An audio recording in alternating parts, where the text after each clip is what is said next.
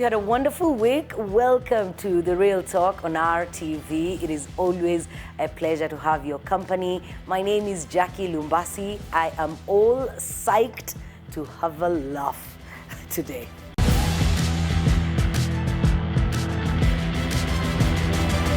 Our guest is a wonderful man who cracks people up for a living, and that is why I said that I am ready to have a laugh. A big thank you to our host, Smithers Boutique Hotel. Our guest is none other than Babu Joe.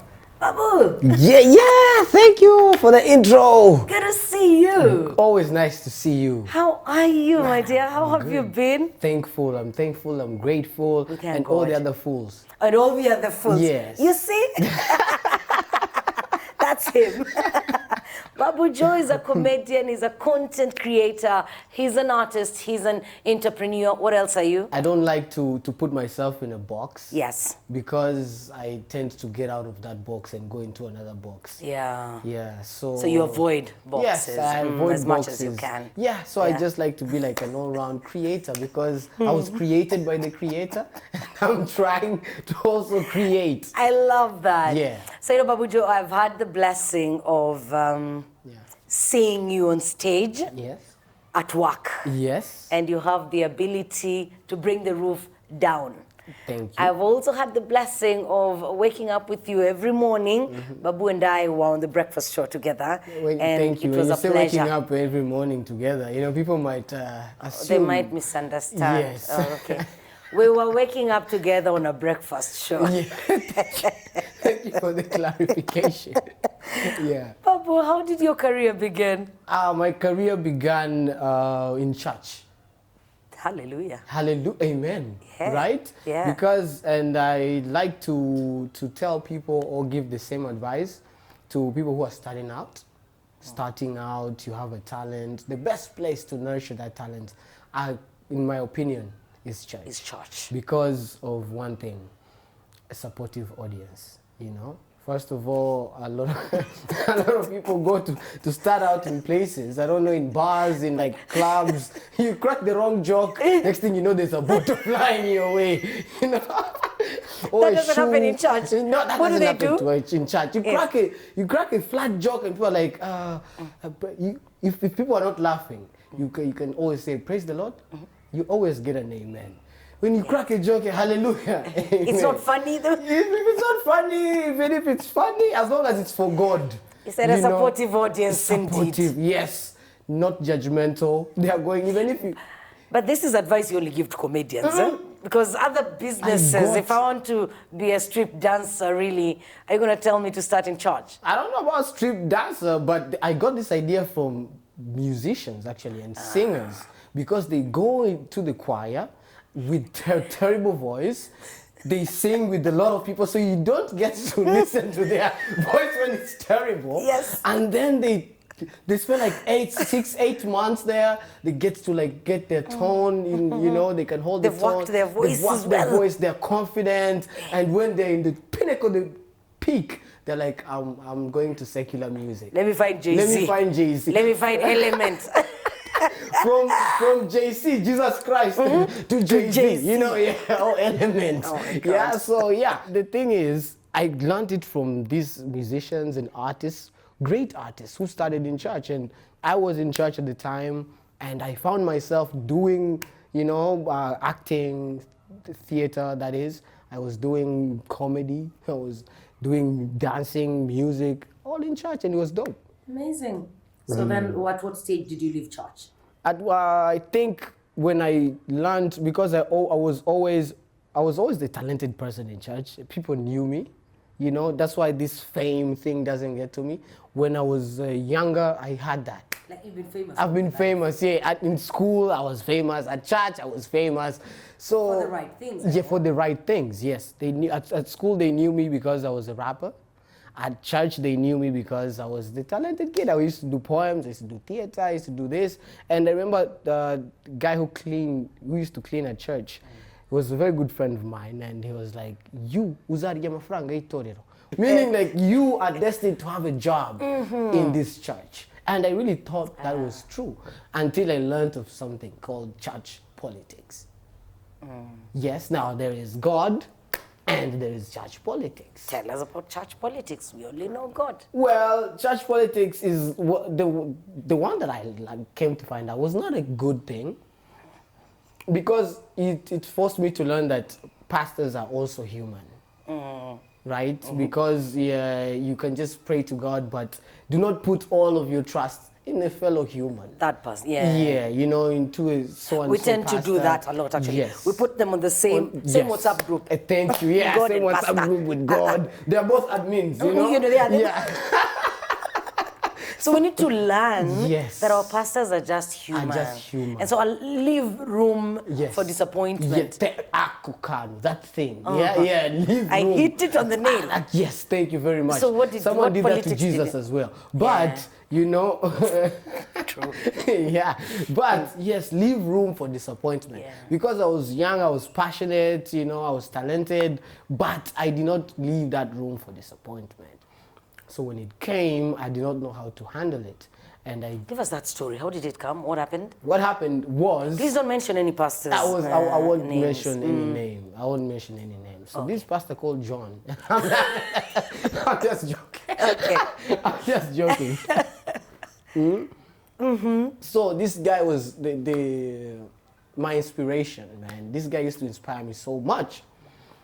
Until this different dude who came from a different church, but he was a good dancer. He was a very good dancer. But he was older than me. I think I was like 17 at the time, 16, 17. This dude was like 25.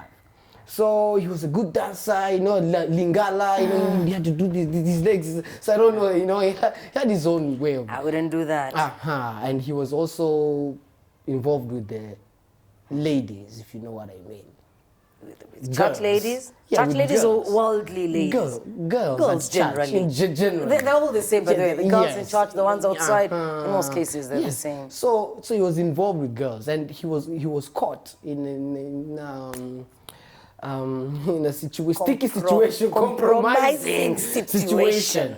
And this pastor was trying to it was like a therapy session. They were trying to counsel him, you know, trying to figure out what is the problem, if they can help him out. And this pastor was telling him we were expecting such a uncompromising situation to happen to someone like Babu. Not... The pastor used you as an example. Yes. So this guy was telling me his story, and then he said that, and then he was, you know, when someone is telling you a story and then he says something, but it's going to... I was like, wait. rewind a little bit. Let's go back. Did you just say my name? I was like, yeah. So I was like, okay, so some people might be thinking that, might be waiting for me to slip up. You know, these people were like, okay, Babu, everyone is saying Babu is good, Okay, He will fall. He will fall one day. Let's put him in situations where he might fall. So I was like, okay, thank God, terrible. you know, that I did not, some people here are waiting for me to be, you know. Yeah. So I was like, okay, let me take my distance a little bit. I'll just be coming to pray, not getting too involved. But then again, seeing that pastor, you know, preach. And the pastor never cared. He never bothered to talk to you personally. No. You only got to hear it from the other guy. Yeah, from the other guy. That's church politics at its best. So I was like, hey, something is fishy here. So I was like, okay, let me just take my distance. And I took my distance, coming to pray and seeing the same pastors preaching, and that disappointment, I could not get over that feeling. So I shied away from church altogether. Slowly. And you left church. Yeah. And I left church, but I still pray. I'm still Christ-like. I'm still a Christian. Yeah. And my older brother opened up his own church. So whenever I can go to church. He did? Yes, George. He's called George Kwihangana. He has a church in Chibagabaga. Wow. Yeah, Trinity Chapel. So whenever I go over there, but it's not too much as I used to. So then from that kind of background, yeah. How easy then was it for you to become a secular person? Well, I think it starts with your values, who you are as an individual. You know, I did not act in a certain way because I was at church or because I'm a secular person, but rather, who are you, you know? Like, are you a guy who follows the value? Do you have principles and values that you follow? Then that will help you in real life. So because I was a believer, I could not just say, no, you know, like I'm not praying anymore. God is not real because of this pastor. No, I recognize that I have a journey that is personal with God, you know, and when I gave up my life to Jesus, it was a personal decision. So I can continue. That line. Yeah, like that. I just know what I have to avoid, not to slip up and whatever.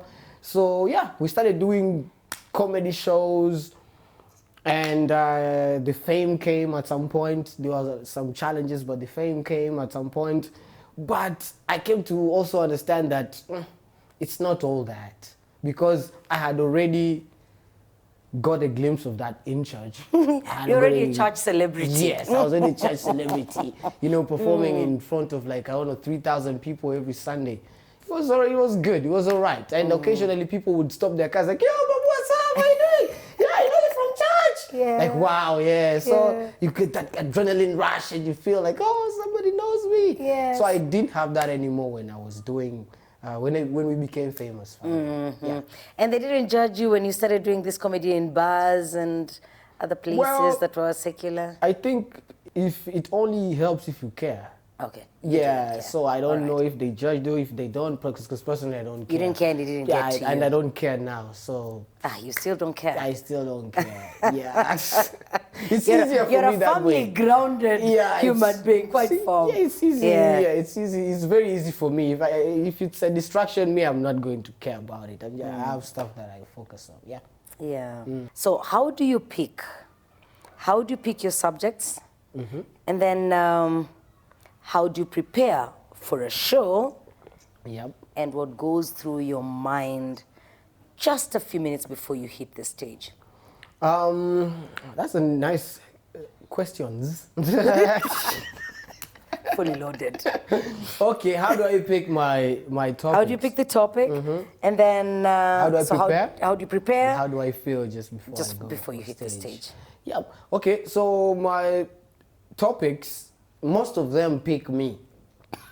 Okay. Yes, because I like to view my art as an instrument, you know, and no, I view myself as an instrument, and my talent or my art as the player. If I'm a guitar, whoever plays the guitar, you know, will get to make new sounds. The music, the sound. Yeah, you can play the same guitar and it's not as good. Right? So sometimes the topics pick me, but I like something that is relatable. If it's something relatable, then I'm very much more interested in it, because to me, that's what comedy is about. Something we can all relate. Yeah. So any topic there's no topic that is safe. I used to fear picking some topics because of our society. But the way we evolve, you know, the way time goes by, Rwandans, we are more open to speak about more and more, you know, so I go on pushing myself, pushing the audience, pushing the art. And how I prepare, when I view things differently. There's something I call the comedic eye, where we might see the same situation, but the way you will analyze it, and the way that I analyze it, now that is where I will inject the humor. So how I like to prepare, I like to also record myself. I like to record myself, then listen to my recordings. And that's before the show, huh? Yes. Oh, okay. This is where I'm preparing maybe my content. I have a nice idea about this, about that. I'm speaking with some people, and we speak about something that, you know, interests me in a way, and I sparks up some ideas, so I will record myself because I'm too lazy to write.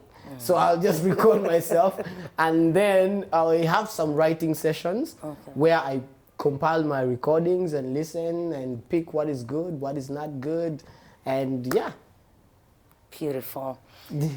Glad you're with us on The Real Talk. We're talking to Babu Joe. He's a stand-up comedian. He's a content creator. Let's just call him a creator. That's what he prefers to call himself. Thank you for being part of the show.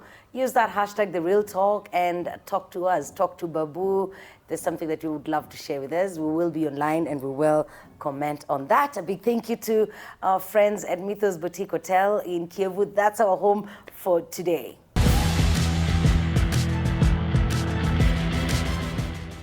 Babu, still on the subject of, on the question of topic. The topics and how you pick. Yes. I find that a lot of you comedians just can't stay away from the sex subject. Yes. Why? I love how you said it, and that is exactly why, you know, I chose to talk about the topic, because it's a taboo topic. Yeah. And we need to speak about that topic for many reasons, but most importantly, health reasons. Now, I have a comedian friend of mine, God rest his soul. He was Kenyan. His name was Othwal. I think he's the first Kenyan comedian to follow me on Twitter. He was. And when I went to Nairobi, we actually linked up. I was looking to perform in the Churchill show. I met him and we actually talked. And he was a very nice guy. He said something that I liked. We are all products of unprotected sex. Now, when he said that, we all laughed, right? But I thought about it. And I was like, wow, without that moment, I would not be here. But that is a moment that we are not supposed to talk about, like, at all. Exactly. Now, I should ask you, I know this is an interview. By the way, yeah. Right? You're supposed to be asking me, but why is it a taboo? Because a lot of people are not comfortable with their bodies, particularly women, you know, so a lot of people don't know about their body parts and how to keep themselves safe, clean, you know, all because we do not talk about this topic enough. But then, Babu, because I have seen you on stage go really vulgar. Okay. It's one thing for you to come on stage and say, hello, students. Yeah. Today our topic is cleaning those very vital parts of the body. That's our topic, and you go with that, yeah? It's a lesson. But then, what I've seen you do is you do it, honestly, you push it and push it to a point that it's disgusting, it's annoying. But one time, you were on stage, and I was with my 8 or 9 at that time? 9-year-old nephew. You know, like throughout your session, I had to do this to him. Like, that's a very good thing, because I believe even in our comedy shows, we are working on that. We need to create content for the young ones, which is what I've been trying to dedicate my time to do. Comedy shows are not supposed to be, okay, when you hear comedy, you're like, oh, it's laughter, so let's go with the kids. No. There's this dude, Russell Peters. He performed in Nairobi, Pale Carnivore. This dude saw a family. There's a dad, a mom, and like two young boys. He's like, why did you bring your kids to my show? He asked the parents. Yeah, why do you bring you? It's a comedy show. It's like, it's a comedy show. Do you know my Have you seen me before? Do you know have you listened to my jokes before? And then now he started talking about, you know, really vulgar things, you know, in front of that family. Yeah, like to just turn them off. Yeah. Completely. Yeah, and he told the boys, like, next time your dad is telling you, let's go to a comedy show, say no. Stay home. Because it's not content for kids. It's not content for you.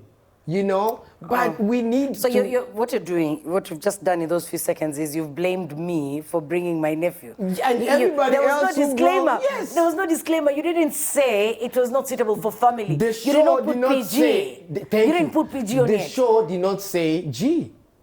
Aye. But you see, the show said it was comedy. Medicine, we're coming to laugh, and I want my children to laugh. Thank you, comedy, and trust me, even if it's not vulgar, let's leave the vulgar part of it. Let's just say a normal comedy show. Kids come, they laugh because everyone else is laughing. They do not laugh because what is being said is funny. No, because they understood what was being said. Oh, because they understood what was being said, which is what stand-up comedy is about most of the time. It's about, oh, okay, everybody's laughing, okay, that was funny. Everybody's laughing, so I think this is a funny moment. So basically, we need to create content that is selfishly for children, where the songs, comedy shows, TV shows, I don't know, we visit them, be it at school or these centers that they're at, and just give them content that, again, they can relate to. You know? So if it's as far as it is for the children, I believe we need to really take special care of the children and give the children or give the families shows that are for family, that are for kids. you know, because there are a lot of topics that are funny for children. And They're there. they're there. And we're creative enough to do them. Yes, So I was going to say that, and you people are talented enough Yes. to know that this is good for children. Yes, which is what I'm actually trying to do right now with puppets. You know, we have some puppets. How are you doing that? It's good. We're doing some edutainment shows with music, games. Children have to be also involved in the show, because if children are involved in the show, fellow children can get to see themselves in that show as well. So basically, it's a mix of humans and puppets, and it's basically nice. And I would like to tackle And where those are you issues. doing this? Yeah. Where are you doing this? And is it for TV? Is it? Do you have a live audience? I'm developing. That's the good thing about puppets. We were organizing tours in school. For the first time we did it with a couple of schools at the Kigali Public Library, where they would send us students, and we would teach them different things with theater, with music, with some fun science. I don't know. We had some teachers come in and teach us something about chemistry and science and physics. Some fun stuff for the children. And for us, it was just about poetry, theater. We had some people teaching them music. So, you know, just exposing children to the arts and all things, doing art in a fun way, yet being, Educated at the same time. Yeah. So this edutainment package is what we were like, okay, this is good for the kids. The kids at the Kigali Public Library, they loved it so much. So we want to take it to everybody else, schools, on TV, That'll be good. online, and yeah. That'll be great. I'll join you one of these days when you're out in the field. Please, See how it goes. You know, Rwandans, our Rwandan society is said to attend comedy shows. Then they will see Babu on stage, pick everything Babu says, they pack it in a bag, Yes. Then they go and laugh later. Yeah, we call it takeaway. They take away. How does that make you feel?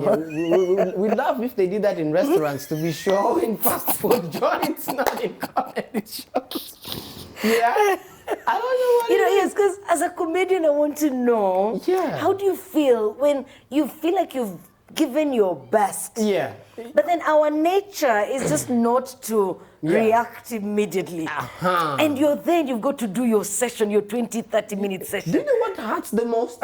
You prepare, you do your best, you perform it, okay, you see that it did not go the way that you were hoping it was supposed to go. Fine. The most painful part is you meet that person maybe the next day or the next week. When you're doing your jokes, they're like this. And then you meet, they're like, it was very funny. I loved whatever, you were very funny. They were laughing at that. Yeah. When you say this and this and this, I was dying. You're like, yeah. You're like, yeah, okay, all right. I guess. I love the way you express it. I feel good about you laughing at home, okay, instead of laughing at the show. They went to laugh with the people that they left at home. Yeah, they shared the joke with the people that they left at home. They're like, okay, we're not going to laugh alone. We'll go back home and laugh together. You know? Yeah. Crazy. Yeah, but you know, it's improving. Yeah, it's improving. Yeah? It's improving now. People love comedy. Before, when we started comedy, I remember somebody once told me that Rwandans don't laugh. Like, why are you doing comedy? Rwandans don't laugh. And you're charging us. You know, we don't laugh for free. And now you're even charging us. To Who laugh. are you? Yeah. And they would come, some would come and pay just so that they can show you that you're not going to make them laugh. So it becomes a challenge now. You know, it's like you're at war. And you're wondering what is going on, man. Don't you want to have fun? These guys just pay so that they come there, wakafunga sura. Hey, Sura ya kazi. Yeah. I said, yo, man, what do you need? A pastor? Like, you need some prayers or something? A therapy session? Maybe you paid for the wrong show. Yeah. It's crazy. Somebody could be out there and they would love to pursue this career. They feel like they've got jokes in them. They can make people laugh. Yeah. Is it something you'd encourage them to do? Can you survive? Can you live off comedy in this country? I would not encourage you to do it for the money. I'd encourage you to really work hard. Okay, it's anything anyways. I think money is very good if it's a byproduct of how good you are, of the value that you bring. Because there are some comedians who make money in this country and there are other comedians who don't make money at all. Regardless whether the shows are, you know, Sold out. sold out Yeah, or not. But one thing is, it's true, you need to have another side business. Yeah. You need to have something else on the side when you're doing anything in the arts in this country. Oh, anyway, that speaks for a lot of us, by the way. Yeah. We don't get stuck to one To thing. one We're thing, always yes. hustling. So doing that's a what lot. I'd encourage. Find something else that you're doing on the side while you're pursuing your dream. Yeah. Do you feel like the people in your industry support each other? Because the other thing that is quite common among us is jealousy and then a lack of support for each other, and we're always Ego competing, you know, egos clashing. Yeah. Is it different for your industry? Well, I'm a very supportive guy. I like to support a lot of my colleagues. But in comparison to other industries, I think in the comedy we try. You try. We try. So you render support and you receive Yeah, support we at receive least, support. eh? Yeah, Okay. if it's maybe Arthur with Seka, if it's Merci with Gen Z, if it's us with Comedy Nights, whenever we're doing something, an event, and the other comedians as well, that's just stand-up comedians I was mentioning. Even the other comedians who are doing sketch and film, you know, we need someone to share for us. We need someone to give us ideas. Yeah, we have a union where we all meet. Wow. That is part of a federation, of Performing Arts Federation. We actually work well. We're improving. I think we've spent like 4 years now. I think this is the 4th year. Yeah, and we're just working together ever since 2017, if I'm not mistaken. Yeah. You mentioned yourself, and sorry, you mentioned Arthur, then there is yourself. You cannot talk about comedy in Rwanda and not mention Arthur, Babu, probably Rusine, Papa Sava, is he a comedian as well? He falls in that category, yeah. Of course, Michael, Hervé, yes. you're all such great people. Thank you, yeah. And you know, you've done a commendable job. What are you doing to ensure continuity? Or are you grooming people? Are you mentoring people? And how do you identify the people to do this with? I did a project called Com Factory, which is Comedy Factory. Com Factory, Comedy Factory. It's the factory for comedians, basically. So we were making comedians. And all these guys, Rusine, you know, the Clapton, and a lot of these comedians, they passed through there. After we were working together at the time, where we were doing the Com Factory, and he was doing Seka, but it was one, you know, on RTV, and he would do it once in 3 months, and ours was weekly. So he would bring Kansime, Eric Omondi, and we would have the upcoming faces, ones, and we would mix them, and we would do one show together, and it would be a big one. So we have all these synergies going on where we work together. And right now, I still get some calls like, Babu, yeah, I'm a young comedian, I like you, blah, blah, blah. Can you help me out, blah, blah. Yeah, but we send them to Gen Z now. Oh. Generation Z, which is basically the new generation. And they do comedy shows twice a month. It's headed by Merci. And yeah, he's doing a really good job helping them out. And I go and help him out whenever I can. I'm actually performing. Super. I'm headlining his show next week, I think. Yeah. Super.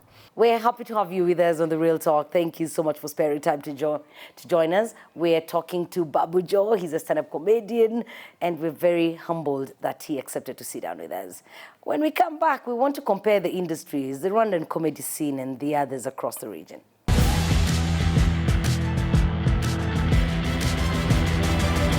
Welcome back to The Real Talk. We're coming to you from Mythos Boutique Hotel. If you find time, please visit mythos.rw.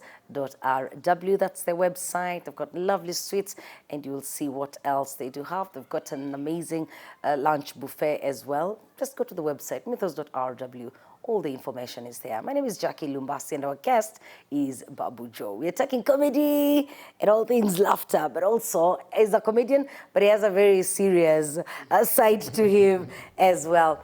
Babu, let's talk about the industries, the comedy industry in Rwanda compared to the Kenyan one, and the Ugandan Ugandan one. I don't know about comedy in Tanzania that well.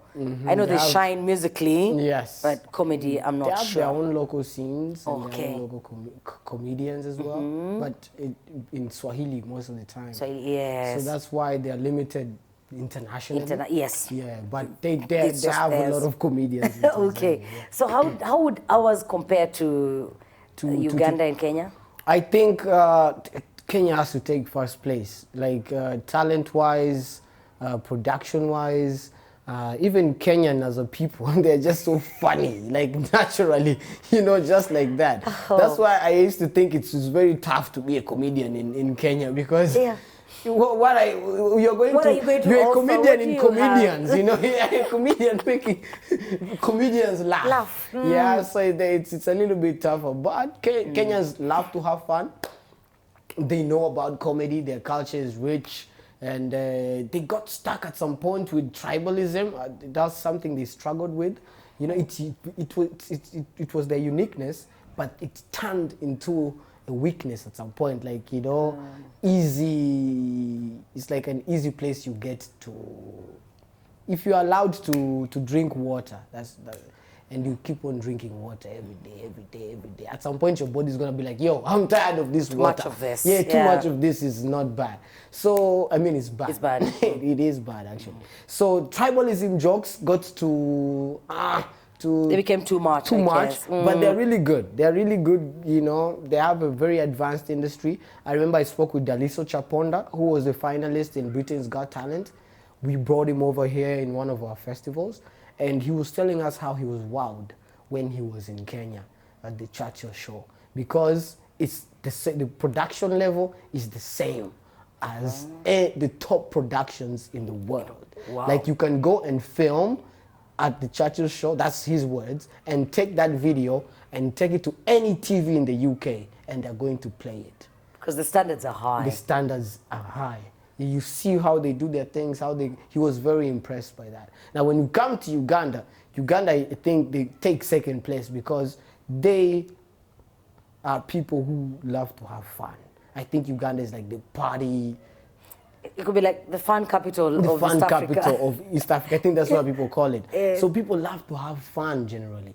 And if you take a look at comedians over there, the comedians who do comedy in Uganda, and the comedians who do in English, or both, they have corporate comedy, which is dope. They have their own local comedy, which is also great. But people turn up in the numbers, People just love to laugh and to have fun in general, which is why I think, okay, the talent maybe and the production kind of edges Kenya ahead, but as much as fun, people showing up to the show just to have fun, not paying my 5K, so that I come and show you that you are not funny.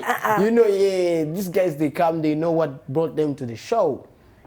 They're there to have fun, and there's nothing better to a comedian than having an audience, a fun audience, a microphone, and good jokes. If you have those three things, it's going to be a memorable night. And Rwanda, I think that's where we come in now, Yeah, Rwanda, we're coming, I think I should have put Burundi, because Burundians, as a people too, are kind of like Ugandans. They love to have fun. Come at the show ready to laugh. Yes. They come at church ready to pray. They come at the bar ready to drink. They're always ready. They're not lukewarm. Thank you. They're fully. Yes. Either this side or the other. Someone once said it's only an expecting woman that gives birth. You cannot go, to the maternity ward. Yes, maternity ward. And you're not pregnant and you're expecting something.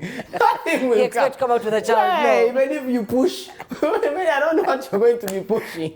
Nothing will come Really out. be fatty. You'll be pushing something else out. Yeah, so I love that about the Burundian and the Ugandan audience. They come ready to expecting. Now, the problem with the Ugandan audience, they tend to love the vulgar jokes that you are just talking about right now. Yeah, I'm not a big seem fan to of live. that. They seem Yes, to they're live quite for vulgar. that. They really love that, you know. And their yeah. comedians take it all the way. And they take it all the way. Oh my goodness, 110%. Yes. Yeah. So, and then I think Rwanda will come in a third place because we have very talented comedians. We have a diverse audience. People from Rwanda, people from outside Rwanda, the diaspora, maybe the tourists, the expats, you know, like we have a whole lot of variety of different people from different cultures. And I believe they helped save stand-up comedy. Because when we started stand-up comedy, I like to tell my friends, at that specific moment in time, Rwandans were not prepared to laugh. They were not ready to laugh, you know. But these other people from Kenya, Uganda, the expats, they used to come into the show and they know the concept of stand-up comedy and they enjoy it and they kind of like pushed the Rwandans, to join along. And then before long, I think 2 years in, people are complaining, you don't do comedy shows in Kinyarwanda. No, in Kinyarwanda. In Kinyarwanda, yes. You do it in French, you do it in English, you put it in Swahili. What about Rwandans? What about Kinyarwanda? But we were doing that because we thought Rwandans were not really ready interested. to laugh. So now we're like, okay, they're interested. So we started doing it in Kinyarwanda. It became dope. After went on radio, it became awesome. You know, we started, we did TV as well. Yes. It became nice. You went on radio as well. It became even better. Yeah. Wow. Even our listener, Kemnik, you remember Kemnik? I remember Kemnik, yes. Now he's like the top. Man, do you know he's got, you know. Do you remember all the conversation about English? I remember. And the guy today has got 100,000 and something. Wow, followers. that's beautiful. He's a big time influencer. Yeah, I linked up with him the other day. We were just laughing about it. It's nice. But I'm like, you see. So there's this improvement. I love that. We've come a long way. We've come a long way. Is it easier to tell what pleases your audience? Because as you've said, the Ugandan side, they love vulgar. Actually, it is very easy. But what topics are safe? What topics are safe? Relationships. If you talk about relationships. But they also don't like talking about their relationships. That is where the magic happens.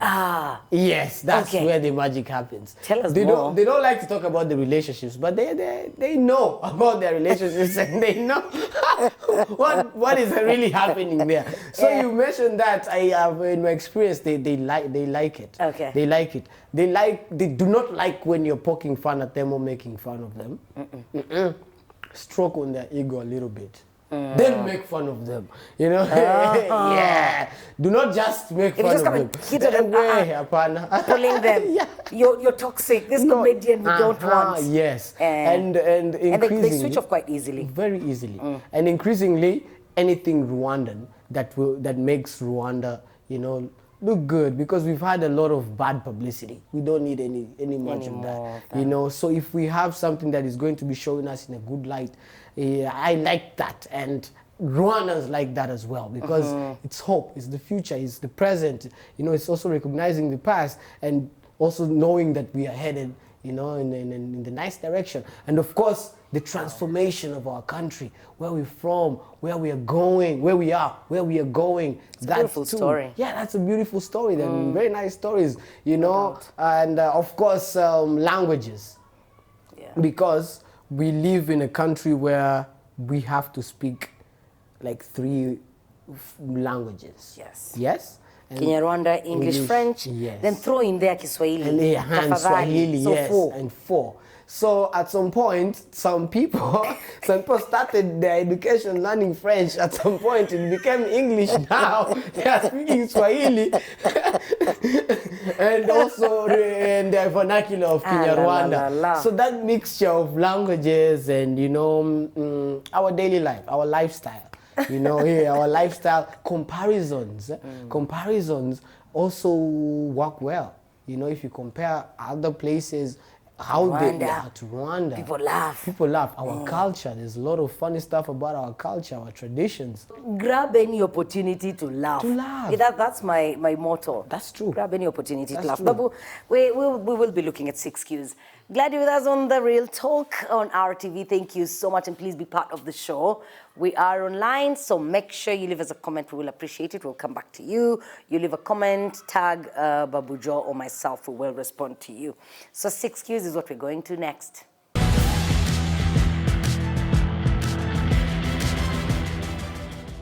Question number 1, Babu. Between basketball and football, what do you prefer? This has nothing to do with my height, but football. You already put it there. It has nothing to do with your height. Yes. So I was going to ask, so in school, what did you play? What sport did you play? I tried both, actually. But basketball, I was trying to dribble, and the ball bounced awkwardly and hit my finger in a, and I ended up breaking a couple of things. I don't know if I sprained them or I broke them. But for the next 2 weeks, I had... You had a swollen, like, were they swollen? Were they hurting? Yeah, they were hurting, swollen. And so you never went back to basketball? Like, no, okay, that's a very usual thing. I'm like, I don't think. It's like trying karate and you get like kicked in your face the first time. And people are like, yes, that's what happened. That comes with the territory. I'm like, no. So you left basketball? Yeah, so I was like, basketball is not for me anyways. And I was not tall enough for it anyways. Yeah, anyway. So yeah, so I went for football. God already didn't create you for basketball. It's God's plan. Yeah. I had nothing to do with it. Did you ever cheat in exams? No. No, Babu, be honest. No, I don't think I ever cheated in, because when we were doing our exams, our sitting arrangement was that you would sit with someone from a very different combination. If you are studying history, if you're doing history, you sit with someone from physics and then chemistry. So even if you ask them, they cannot help you anything. Even if you look at what they are doing, you will not understand anything. Okay. Yes, that's the exams though, but the test was something different. The test was something different. Okay. Class tests. Yeah. Would you forgive a cheating girlfriend? No, I think it's way worse when women cheat. It's way worse when women cheat. Cheating is just cheating. It's bad for both sides. It's bad for both sides. And I know that women are quite easy. They will easily forgive their men, but men, on the other hand, never do. I think because... So don't say it's way worse. Yeah. Okay, maybe it's just my opinion. And I know you've cheated on your girlfriend before. If I had that girlfriend, I would have cheated on her. And how can you cheat on an imaginary girlfriend, Jackie? I have a girlfriend. We're in a long-distance relationship, and my girlfriend is in the future. In the future? Yeah, so that's the long-distance relationship. So let's assume, okay, let's forget the reason they cheat. If your girlfriend in future cheated on you, would you forgive her? Because forgiving is godly. I will think about it in the future. I will forgive, but I will definitely not forget. Yeah, we also forgive. Who tells you we forget? Yes. We don't. Yes. And we will break up as well. And then follow each other. It's okay, and we'll just find other people and we'll move on. Yes, and we find other people. But forgiveness is, Okay. Yeah, because if you forgive for yourself, by the way. You do not forgive for them. Yeah. And then what's that thing that we don't know about you? If you don't know that thing, I think it's better. It doesn't exist. Does it exist though?